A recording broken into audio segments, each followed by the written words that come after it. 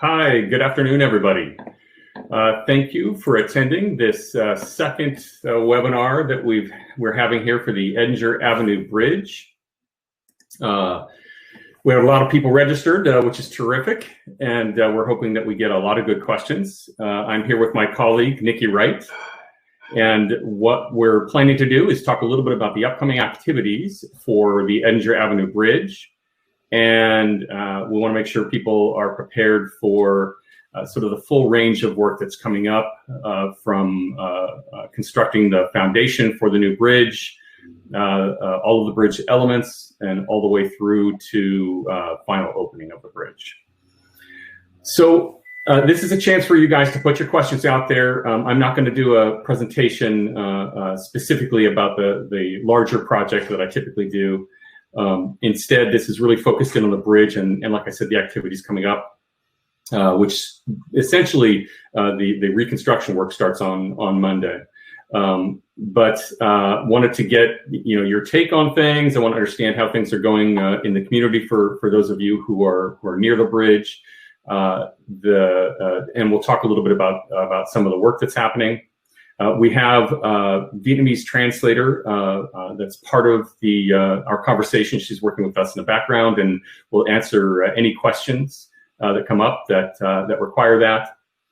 We have a couple of other folks in the background, and the way this typically works is you guys will submit your questions, we'll respond, and both the questions and the answers are published so you can see what the responses are. Meanwhile, this also is being recorded.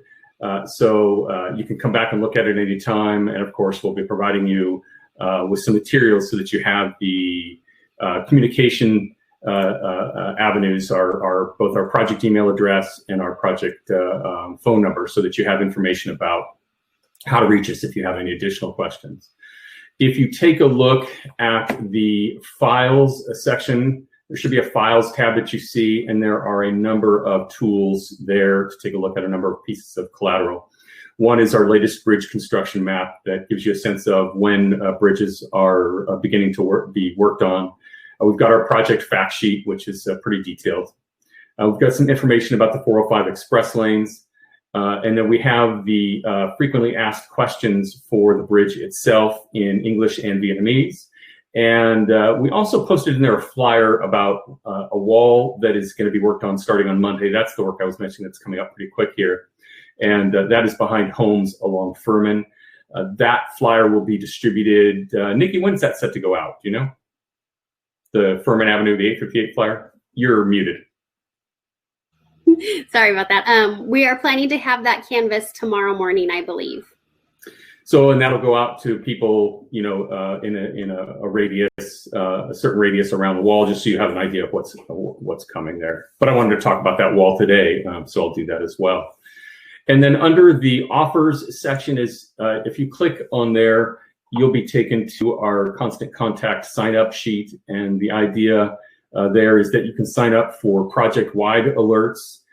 And you can sign up for alerts that are specific to bridges you have an interest in, and select as many as you want. Edinger, Beach Boulevard, there's work going on there. Let's say you want to go further south, Magnolia, all the way down to Fairview, and then all the way up to actually Seal Beach Boulevard.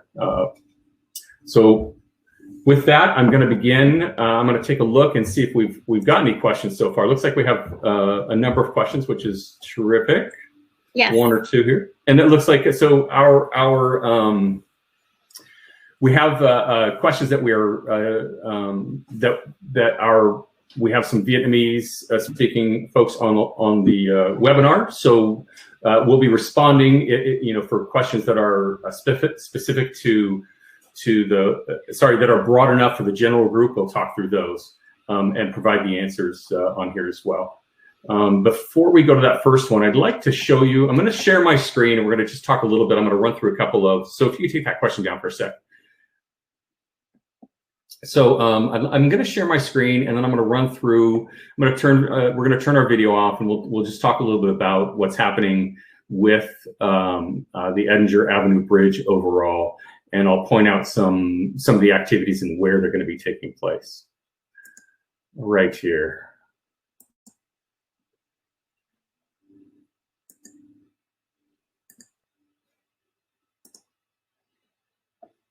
Turn my camera off. So as you can see, and if anybody has any questions, just pop them into the chat field there. And if there's something related to what's on the screen, I'll keep an eye on those. Nikki will keep an eye on those for us and post those, and I'll try to answer as I go along. But what you see on the screen is Edinger, east-west bridge across the freeway. Obviously, that bridge no longer exists, as many of you probably know. It has been mostly demolished. The bridge itself, while the large spans across the freeway have been demolished, there's still some demolition and excavation work that's ongoing. And you've probably noticed that. We tried to include that information in the initial flyer to let people know that the major demolition that happens across a couple of weekend nights is just part of it. It's not the full complete demolition. There's additional activity that takes place behind K-rail or sometimes under lane closures. If they need to do additional work under lane closures on the freeway, it has to be done at night because Caltrans only lets us close lanes at night because otherwise traffic would be severely impacted. So there's still a little bit more demolition going on. Meanwhile, though, let me talk through sort of in general. Some of the work that's happened to date includes obviously the clearing and grubbing of the vegetation around the bridge. The demolition of the bridge, as I mentioned, still expected to go on a little bit. Next up, you're going to see a whole lot of sort of no activity happening on the major construction of the bridge. And that's because we place what's called settlement fill where the sides of the new bridge are going to go. These sides are known as the abutments. And let me come back to the screen here and talk a little bit more about that.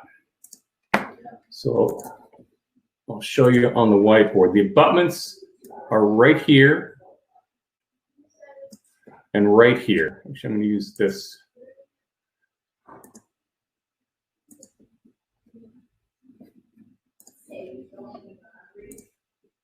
All right, so right here and right here. These are the two abutments, the two sides of the bridge, right? I'll tighten that up a little bit. So we're talking more about here and more about here. So we put large piles of dirt in those two locations. And the purpose of that is to compress the earth beneath there, really, right? To make sure it's completely settled so that when the new sides of the bridge are constructed, there isn't any additional settling, right? You don't want to have that when you're building a new bridge. Those abutments are going to stay in place for a decent amount of time. It'll probably be for a couple of months. And then toward the end of the year or early 2021, we'll excavate from those locations. There's some temporary shoring that has to be installed. And that is just to ensure that the earth, for the abutment is behind the abutment actually is supported while the abutment itself, the side of the bridge, is being constructed. Then after that, you'll also see, simultaneously with that, you'll see some work happening with pile driving. So there are some activities taking place. When you look at the bridge, there are three sections here. I'm going to clear this drawing again and zoom in on a couple of things. Let's see. So right here and right here in the center and right here, you can see these locations are where we will have the foundation for, on the outside, it's for the abutments, and on the inside, it's for what's known as the center bents, the columns that hold up the center of the bridge. So this will be, the new bridge will be a two-span bridge. It'll have one span between here and here and another span here to here. And I'm going to remove the whiteboard, turn that off. And as you can see, the lines in red show you the sort of the outlines of the new bridge. I'm going to see if I can zoom in a little bit here. And if it'll zoom in for you guys. Yeah, there we go. Right, so as you can see, those red lines are the demarcation points. That's where the new bridge is essentially going to be. So it's going to be built a little bit wider to the north. The south side of the bridge is going to, the new bridge is going to be pretty much where the south side of the old bridge was. So as you can see, that means the approach to the bridge on this side is coming closer to the homes on Furman Avenue. So that's a critical point to make, and I'll talk more about a wall that's going to be constructed here, so you guys are aware of that shortly. Stepping back to the process a little bit, so we're going to be in these areas. I'm going to come back to the whiteboard again. Whoops.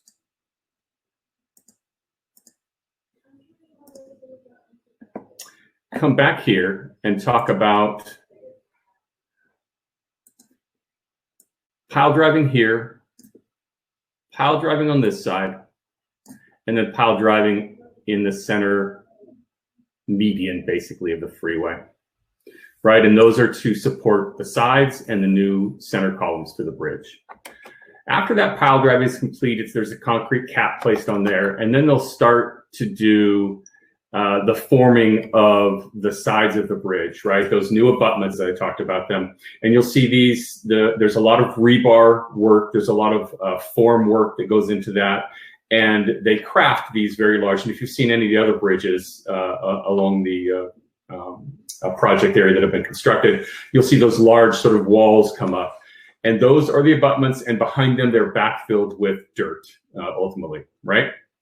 And so that's a lot of concrete and rebar and dirt goes into building that. Then in the center, it's the columns.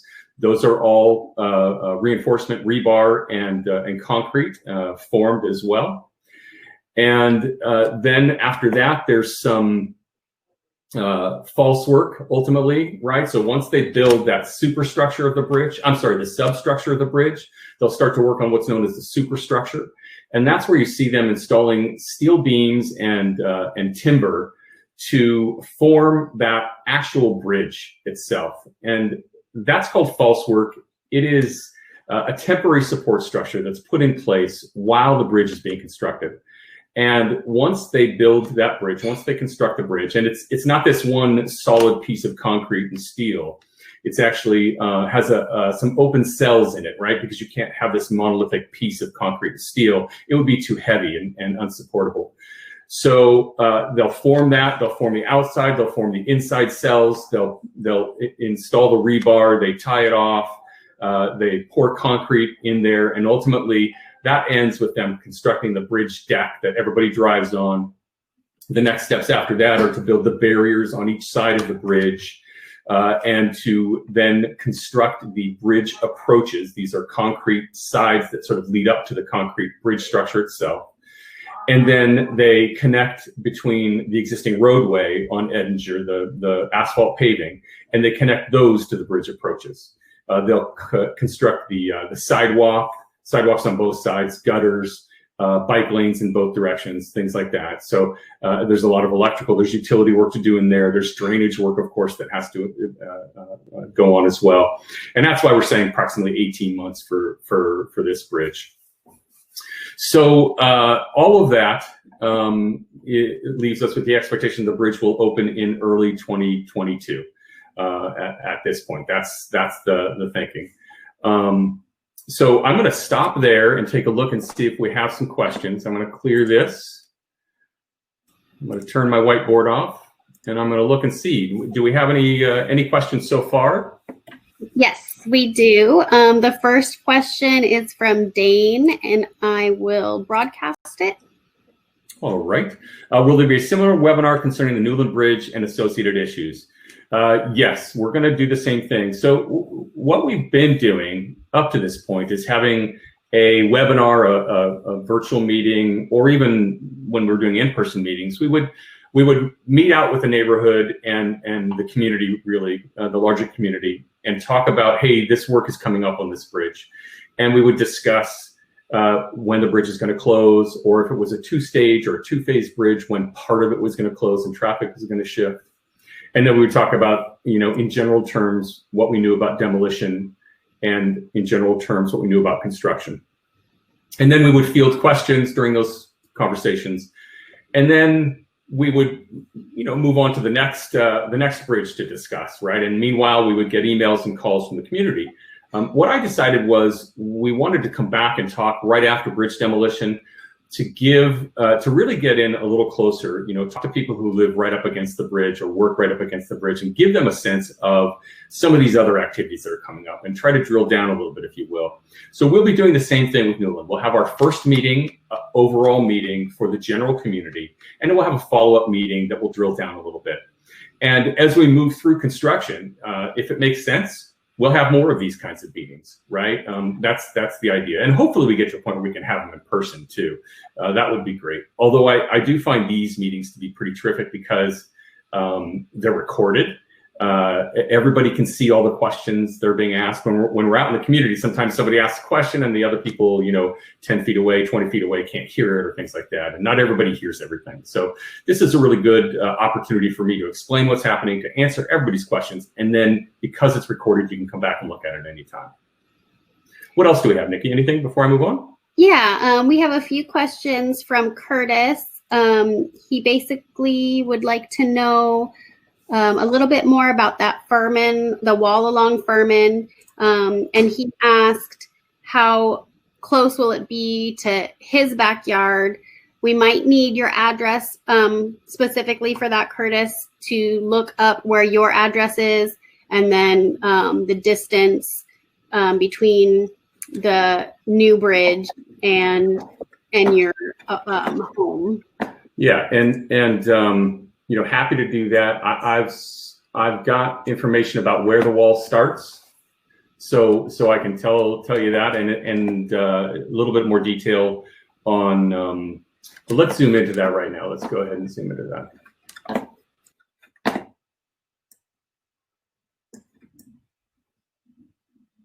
So I'll put that front and center.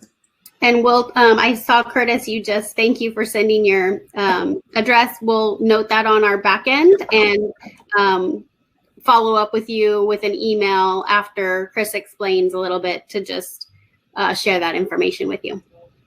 And Curtis, I may be able to get to your question just by walking through this. Excuse me.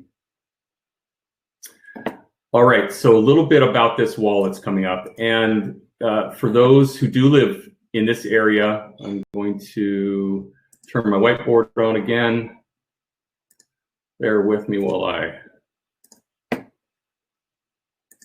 make this a little bit easier to work with.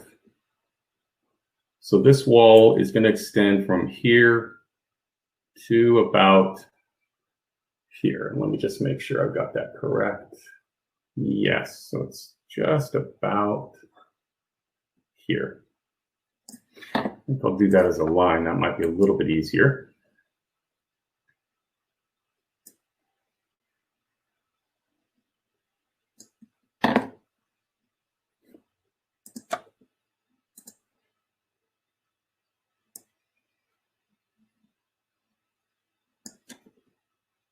All right, so here's the location of that house. Sorry, that wall. I'm going to clear it again and try to draw the line a little straighter.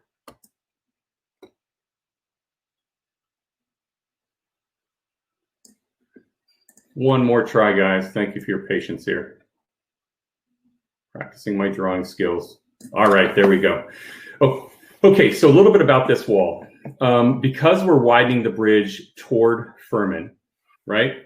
And there's not enough of a slope to simply build widen the roadway this far. This wall, we call it Wall 858. It is a retaining wall. And I'll show you a little bit in a few minutes what the wall is going to look like. But this wall is going to be constructed. Basically, the process is to excavate, and that excavation work is expected to start Monday, I think. Is that correct? Yep, anticipated to begin as early as Monday. And so what happens there is there's excavation work where they have to dig, they over-excavate, right? They dig down deep because this wall has to have a solid foundation. A lot of these walls have driven pile foundations. That's not the case for this one. This is a spread footing wall. So that means they're digging deep. They're forming the footing for the wall. There'll be a lot of rebar, a lot of steel and concrete involved. And then they'll build the wall up, right? And so the wall will be formed and poured, I believe. I don't think it is what's known as an MSE wall, but maybe I know we've got some technical folks listening on the meeting as well. If you could let me know if this is an MSE wall or a formed and poured wall, that'd be great. But this retaining wall will stretch along here from about this house. 3, 4, 5, 6. It might be a little bit longer. I think it might go all the way to this house here. I'll check my yes. 1, 2, 3, 4, 5, 6. I'm sorry. So I'm going to redraw this line again, and the house goes the wall goes all the way to here. And if we were to zoom out a little bit, you would see that we're basically continuing. And I'll do that actually. I'll try to zoom out. We are basically continuing the. I'll scroll to the left. We are continuing the widened, you know, where Edinger is widened. We're just continuing that all the way. So see how it narrows here to go over the freeway. The roadway will now be as wide as it is here, all the way across. So I hope that's helpful for folks. I'm sorry, I'm going to move this back so we have a little bit more clarity on things again, where the wall is going. I'll draw my line back there.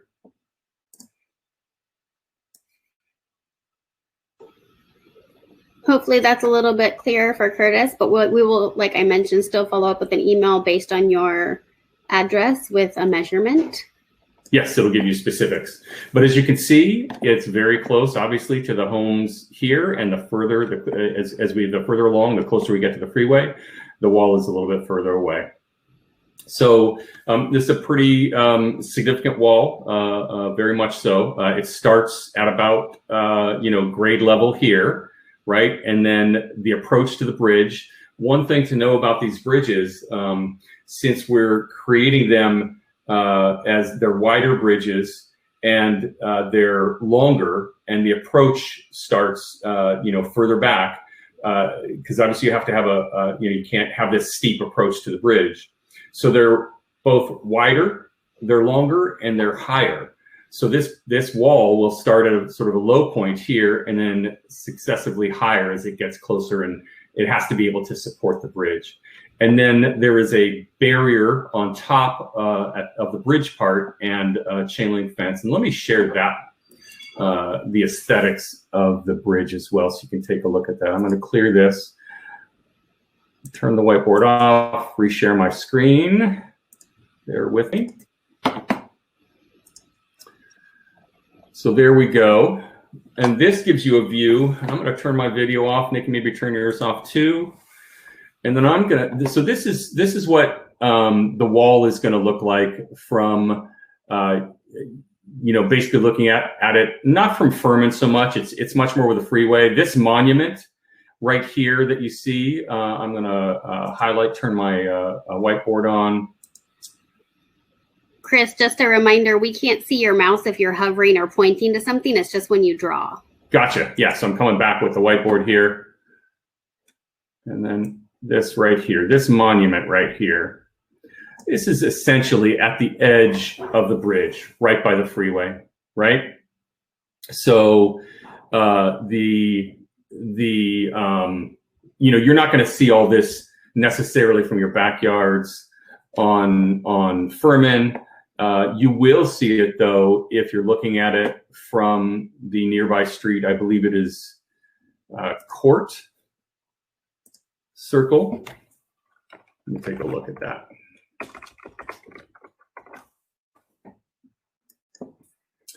But just in general, as we're working through this, this is what we're what the aesthetics will look like. So you can see the shells and the wave pattern, right? And then this part right here, I'm going to clear, and I'm going to refer to this part. This is the barrier, right? Another portion of the barrier here. And then, of course, you've got the chain link fence here, right? Chain link fence here. And this is pretty tight chain link. And it's got a rubberized cover to it. And this is a monument, and it will have artwork on it based on input from the cities. In fact, the entire aesthetics of the wall is all based on input from the cities, selecting what would make sense for them. So I'm going to clear my drawing. I'm going to come back and I'll see if there are any additional questions. Yes, we do have a few more. I'm just pulling them in the order they came in, so bear with us. We do have a few here, and we will get to yours. Our translator helped us with one of the questions that came in Vietnamese, and I'm sorry if I pronounce your name incorrectly. Anh Ngoc On asked about the shaking, the constant shaking.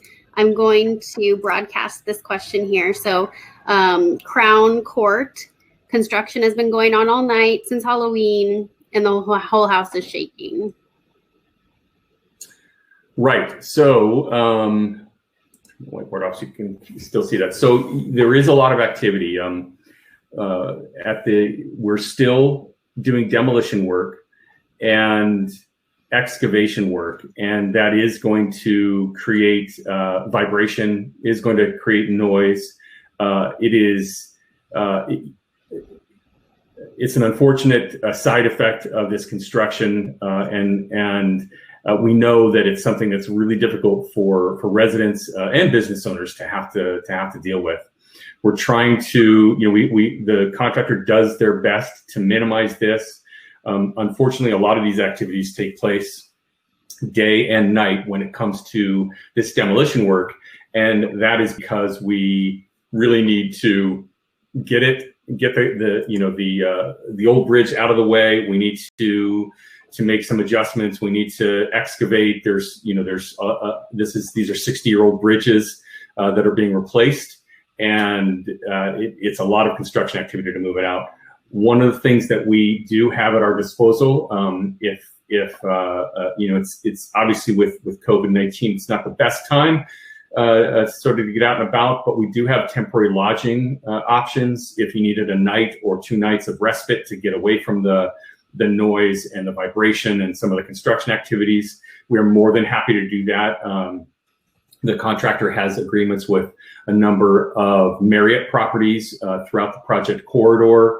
Probably the closest one here, I think, would be down around Slater, somewhere in that area. So not too far, but down in Fountain Valley, and give you a night or two to get away from this.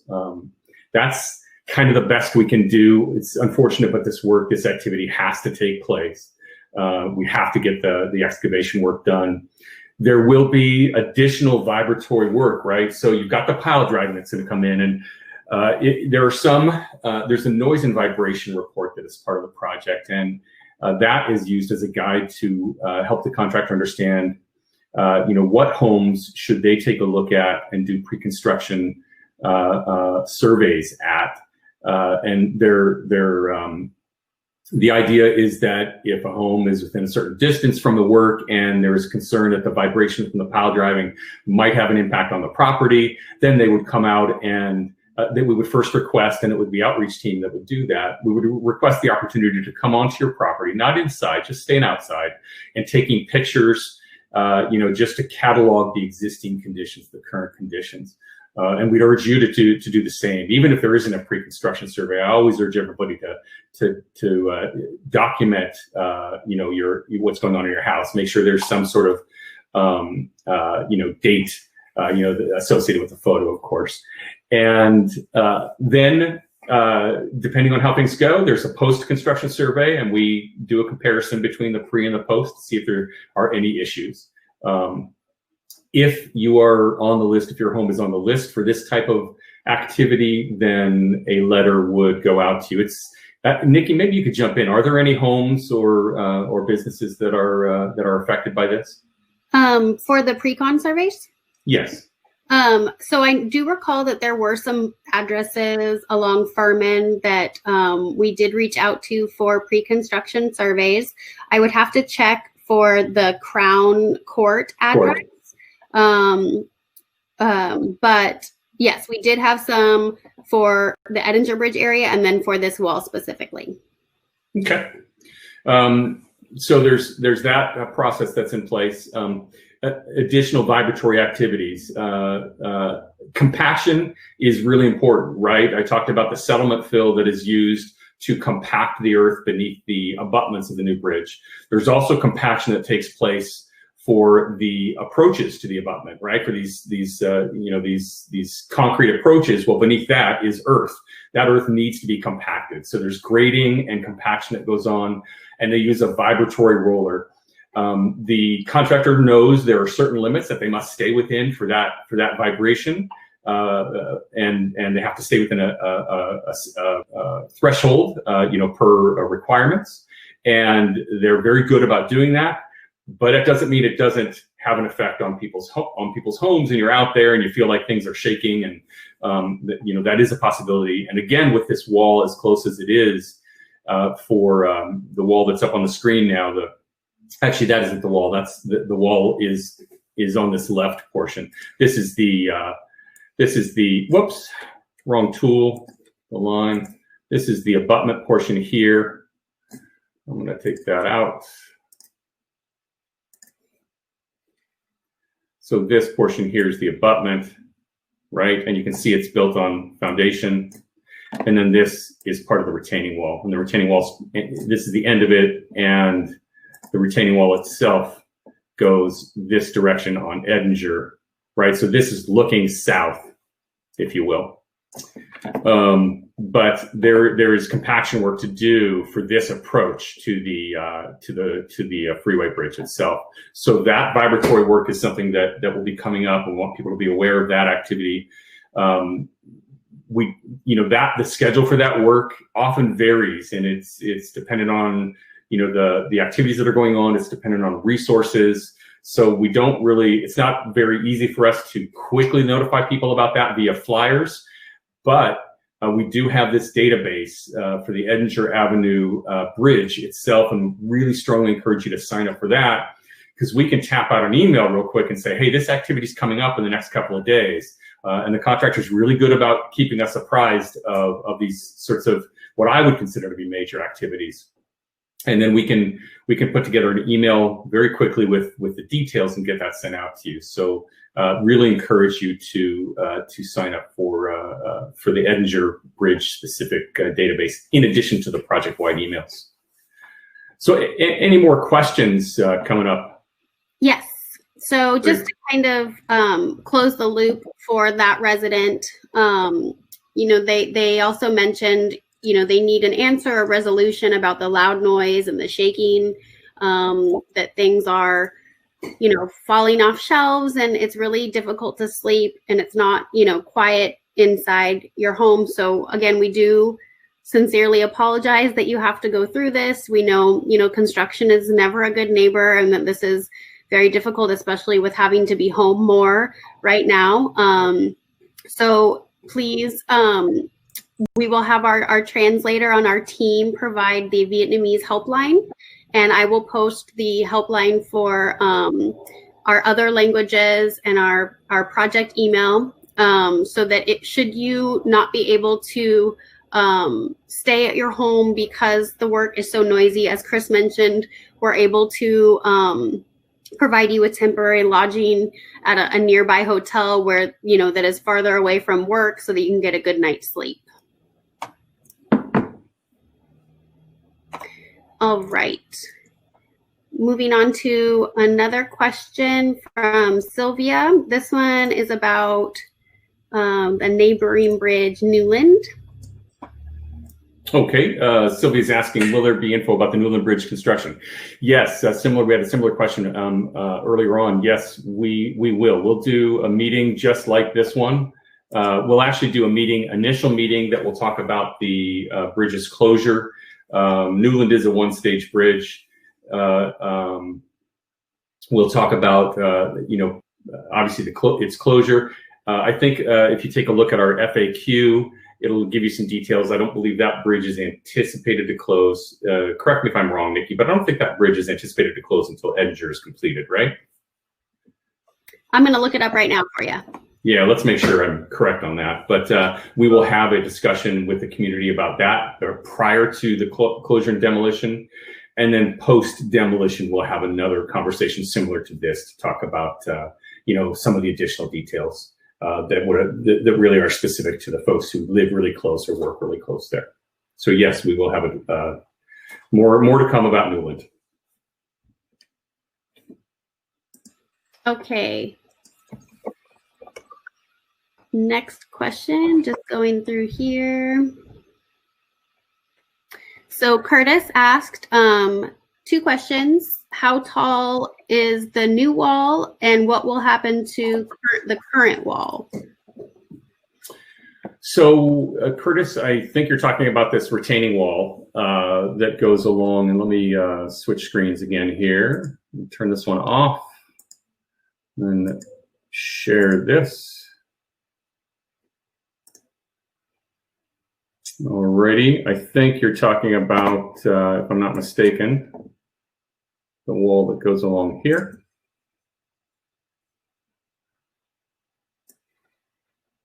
Right, so the height of this wall varies. I don't have the specifics. We need to base it on, I think you provided your address to us, if I'm not mistaken, and we can get you the specifics of that. But it basically starts at grade level down here and a little bit higher, and then successively higher goes up all the way here. We can take a look at what the height of the wall is going to be, but I don't have that information for you right off the top of my head. And maybe what I'll do while we're talking is answering a few other questions. Maybe we can have the team take a look in the background and see what else we can do to find out the height for that wall. Any additional questions, Nikki, right now? Yes, Sylvia had another question that I will broadcast here. Excellent. Who should we talk to about concerns for a wall between homes and Newland Bridge? That's us. You can talk to us, and what we would need to do is find out where you're talking about. If there's, generally speaking, the project has been designed, so all the walls that are proposed for the project have been designed. So we'd have to find out where you live and see, is there a wall plan for that location? Depending on the type of bridge, as I mentioned in this bridge you can see on your screen, and I'll leave the whiteboard on, but you can see this particular wall that we're talking about here. This wall is a retaining wall because Edinger Avenue is going to rise up higher and be built wider. And since there's not enough room to make it to have a slope along the side of it, they're going to actually create a retaining wall so that the entire structure is retained and contained within this area here, right? We don't have to do it on this side, but because the bridge is being widened to the north, we do have to have this retaining wall on this side. And so what that tells you too is on this side here, there will continue to be a slope, right? So right now there's a slope that will continue to be the case. Sorry, I have to empty that, not make that so it doesn't fill in. But as you can see here, there's a slope here. So this is unchanged on this side. There is a little bit of a wall, I think, that's going right here, but it has to do with the bridge and just the top of the approach here. But my point is that depending on where you are and depending on the construction requirements or the design requirements of the Newland Bridge, there may or may not be a wall along the bridge between, say, if you're living, adjacent to it, between your home and the bridge. So we just need to if you could send us an email or send us a private a message here with your address, we can let you know about that. All right, and we have another resident who lives on Furman. And she is asking, she provided her address, but she's asking, will pedestrians see my backyard? There is a chain link fence that is being constructed. I do not know how far down the chain link fence goes. In other words, if we're looking at Furman here, we'll have to get for you some more information about how far down the chain link fence goes. Don't have that information. I did try to look through the plans. I do have a question out to the technical team on that, but I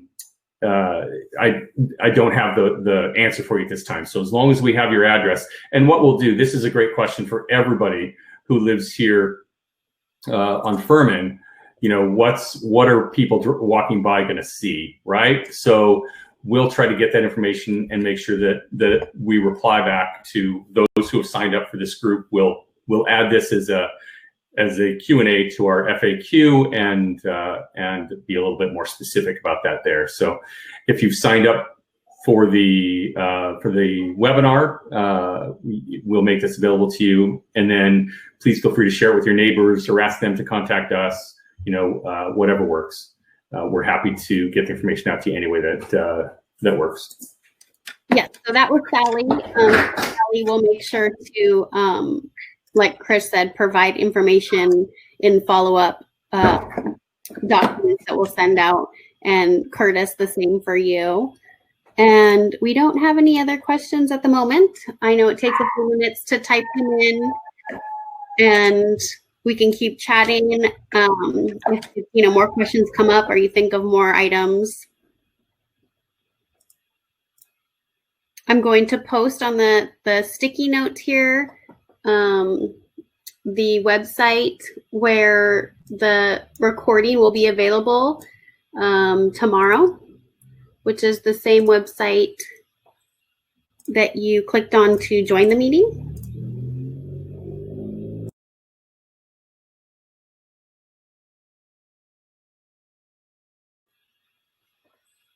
And I'll go ahead and post that for you as well.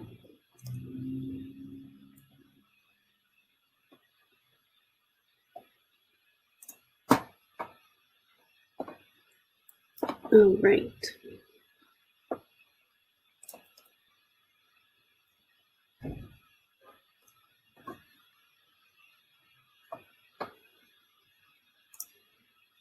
And then Chris, you might be on mute. Okay. Yes, I'm taking a look at some information about the wall that's behind Furman. I want to be able to sort of show that to folks.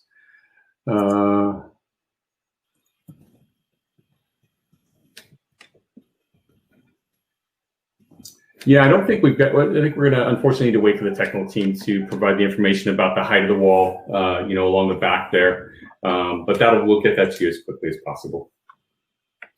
So, any more questions about the process or some of the upcoming activities? Let me recap what we're talking about. For the bridge itself, there is excavation work that's going to be. There is pile driving that's going to be taking place. There's some settlement fill that will be placed to compact the dirt beneath the bridge abutments. There'll be pile driving for those bridge abutments that are coming up. You'll receive a flyer about that pile driving probably sometime in the next week or so. One of the things that we deal with a lot on the project is there may be a situation where it's anticipated that pile driving is going to begin, and we will go ahead and send a flyer out. We'll let you know that it's going to happen beginning as early as a date certain, like November 16th, and then we'll find out that resource issues or a need to continue some excavation work or something postpones the pile driving. So we run into that situation a lot, and that's why we try to be a little bit less specific. We use the phrase "as early as" in our flyers and in our communications. To try to give people a sense of what's coming up, but things change on us on a regular basis, and they change for the contractor, right? It's a matter of pulling together resources and making sure a sub is ready and available for things. So there's a lot that goes into organizing this, and plus we've got 16 miles of activities going on here. So oftentimes it requires being a little bit more flexible. but we try to get those the major activity information to everybody as quickly and early as possible. And then if we have a bit of a delay, if it's a 1 week or so delay, we don't typically send a new flyer out to folks. If it's a couple weeks or more, we may try to get a flyer out and try to do a little, an update. Again, it's much better for us to be able to communicate with folks via email. Obviously, we can get that out more quickly than we can get a flyer created, printed, and delivered. So, obviously, asking people to sign up for our databases, our email databases, is a priority for us. But again, coming back, we've got pile driving that's going to come up. After that, they will start to work on the remaining part of the foundation. They'll cap those piles. They'll start to build the substructure of the bridge. That's the side, the big abutments. Those are constructed using forms that then, rebar is tied together in there. So you've got a lot of steel, a lot of concrete in there. Once the forms are built, once the abutments are built and they are backfilled, and the center columns are built in the middle of the freeway, then you'll start to see what's known as false work go up. That's that temporary structure that supports the bridge while it's being built. Once the false work is up, then there's additional iron work that happens or steel work that happens. They create the bridge structure itself using steel and forms. Then they pour concrete, and that creates the substructure, or the superstructure rather, which is the actual bridge itself. Then they'll pave that bridge deck, do the approaches, tie the approaches into the existing road. They'll do sidewalks, gutters. They'll do the bridge barriers on the side. All of that, taking about 16 to 18 months with Edinger. So that's why we're saying early 2022 is when the bridge is expected to be finished. And the other major activity for folks on Furman is this retaining wall 858 that I've been talking about as well. So any other questions related to some of those activities? Yes, we do have some more questions. Let's see. Brian had a comment question that he was unable to sign up for alerts. It will not accept information. So Brian, if you want to let us know in the chat what you'd like to sign up for, or you can email our team at 405project@octa.net. And we can sign you up for text or email bridge-specific information. But sorry about that. And then Dane had another question regarding vegetation. Excellent. Dane's asking what vegetation is planned for the remaining slope. So there is a planting plan. We can take a look at that. There's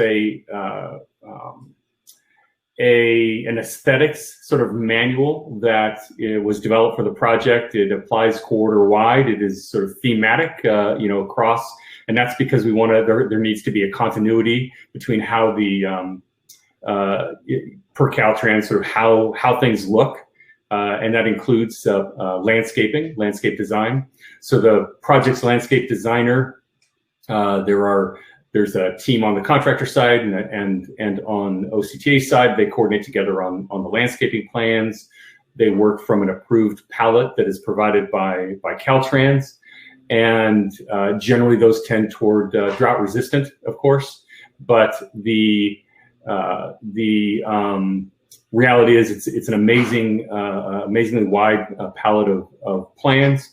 Depending on which side or which slope we're talking about or which area we're talking about, the plans are specific to that area. So if you're talking about, I don't know what might be planned for the area behind, say, between Furman, the homes on Furman and the retaining wall, but there'd be something hopefully planned for there. We'd have to take a look. I say hopefully because I just don't know for sure what kind of space is available there. Then you also have the other side. There's landscaping on the other side by the Huntington Apartments there. I think that's Huntington Apartments. And then, of course, across the freeway. So we can look those up. We can try to provide you some more information about those, about the detail about the planting plans. And we'll include that in our FAQ and our follow-up FAQ to this meeting. Yes. And Joyce had a question about sidewalks on both sides of Edinger, and the answer is yes. There will be sidewalks and bike lanes on both sides once the bridge is complete. You can find specifics about that for all of our bridges. Under the Files section, you'll see our bridge construction map. It also has a sort of fast facts associated with it that gives the bridge by bridge, its alphabetical order, what the current situation or existing situation was and what the new will look like. And all the bridges will have, I think, except for one at the north end of the project, will have sidewalks in both directions. Thank you. And then we had a question from Brian. Why did Caltrans and OCTA decide to close the 405 to northbound Beach Boulevard off-ramp? Right, so that's going to be, I think you're talking about the southbound 405 to northbound Beach off-ramp. Is that correct? I think that's the one. That's a permanent closure, right? And the reason for that is as part of the widening, right? So to create,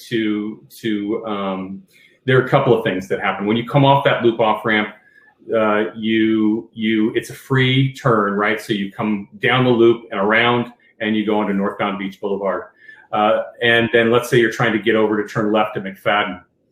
Unfortunately, that creates a merging and weaving situation that is difficult for pedestrians, difficult for bicyclists, difficult for motorists.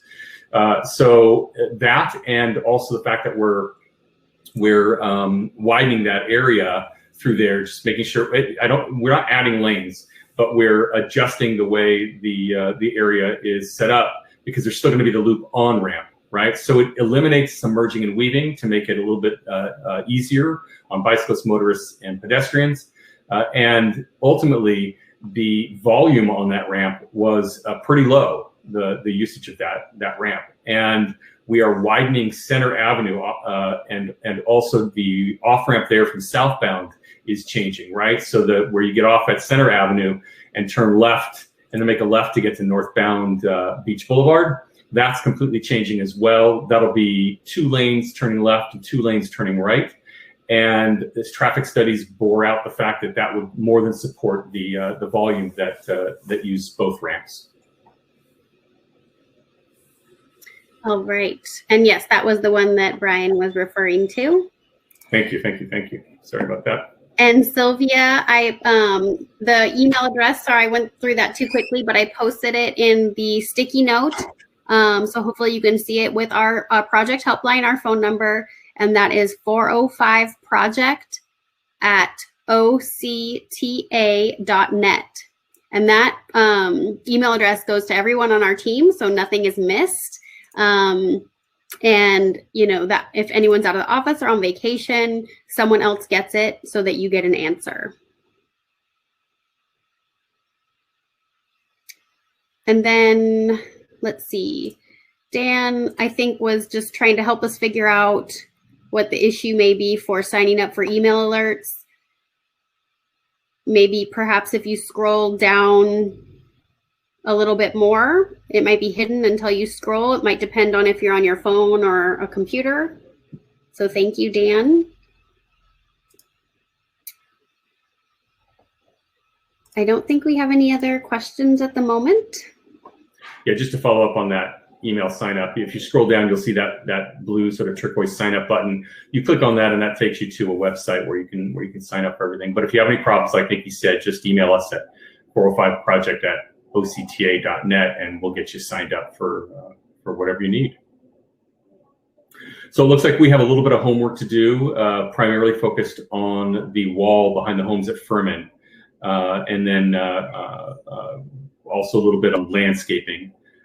And so we'll make sure we get that over to folks. We'll try what makes sense to include in the follow-up FAQ. We will do that and provide it to everybody who signed up. And then, of course, this is recorded, so you can watch it within about 24 hours. We should have it posted. It'll be on our YouTube channel. You can get to it by going to our 405 page, octa.net/405 improvement, or for the same place that you signed up for this meeting, the bit.ly address. You'll be able to get to it from there as well. So we'll have that posted. You can take a look, see if there's anything that you missed. or any additional questions you might have. And Brian posted that he found it. So good. Glad you did, Brian. Hey, yay, excellent. I think we got all of the questions that came in.